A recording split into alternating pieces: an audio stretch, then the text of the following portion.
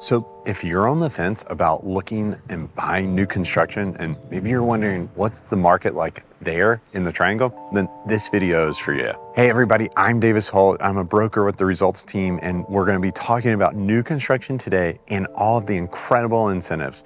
If you're thinking about moving to the Triangle or buying new construction in the Triangle, let us know. We'd love to talk more about it. All right, so let's talk about new construction here in the Triangle. Right now, it makes up about 25% of the market share in the Triangle, meaning 25% of the homes sold in the Triangle are brand new homes. But more importantly, that number is climbing and climbing rapidly. We recently heard that the national builders, so your Lennar, your Pulte's, many of those builders, your publicly traded builders, they have a goal by 2030 to increase that market share to 40 to 50% in the Triangle. So if you think you see a lot of new construction now, you're only going to see more of it in the near future. So in the past, let's call it pre-COVID, oftentimes you had the ability to do what's called a pre-sale, which would mean a builder would meet with you and design your home and let you pick out all the selections. And we don't really see that today. What we see more of is builders are building the home out of speculative thought. They're making the design selections, they're making all the choices, and then they're selling it to buyers at a certain stage of construction. For many builders, that stage of construction is going to be when it's absolutely 90% complete and very close to being 100% complete. For other builders, that might be when it's still being framed or it's in the sheetrock stage. So varying times, and quite frankly, it depends on the community and how well that community is doing. If a community is selling very quickly, they're going to wait to finish all the homes. If it's not, they may start the sales process earlier. But one of the reasons new construction is having so much success in our neighborhood, so much success in our market, is because of the incentives they're offering. So let's dive into this. So let's talk about the incentives. The biggest incentive that we're seeing from builders right now is their ability to control the interest rate. So what does that mean? It means that they're selling the home to you for a certain price, but on the back end, they're buying down the interest rate. And what that means is they're paying some money up front to buy your interest rate down to a certain number. So for example, we've seen many times where, let's say the market interest rate is 7.5%. The builder is paying enough money to buy that interest rate down to 6%. So the buyer gets a 6% interest rate, the builder gets the price that they wanted to sell the home for, and everyone's happy. Best part for that buyer, they're locked into that 6% interest rate for 30 years. Maybe rates will come down and they can refinance. Either way, they didn't pay for it, right? The builder paid for it for them. They've got this 6% interest rate. We're seeing builders work with lenders who have different grant programs that are really beneficial for the buyer. For example, we just had a buyer close in a new construction community, and the builder hooked them up with a lender, and that lender had enough grant programs where the buyer ended up getting $10,000 back at closing, a 6% interest rate when market rate was 7.5%. And best of all, that is locked in for 30 years. They don't have to do anything to that mortgage rate.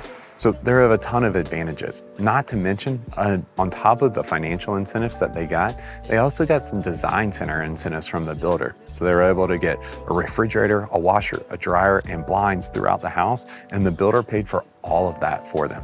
So again, it depends on the community that the new construction homes are in, but oftentimes we're seeing a lot of financial incentives from the builders to work on getting the interest rate down. And we're also seeing a lot of design center incentives for them to be able to help you pick out a few extra things and maybe make it personalize your home. So why are they offering you this? Well, it's not out of the goodness of their heart, right? No, they're in the business of selling homes. They don't make money until they sell a home. Many of these builders have shareholders that they're accountable to. They have quarterly reporting that they have to do. So it's a big deal to them to sell as many homes as they can and make as much profit as they can. They have figured out that offering these incentives works much better than actually just lowering the price of the house. They obviously are going to make more money the quicker they sell the house than letting it sit and having to carry it for a long time. But there's advantages for you as the buyer.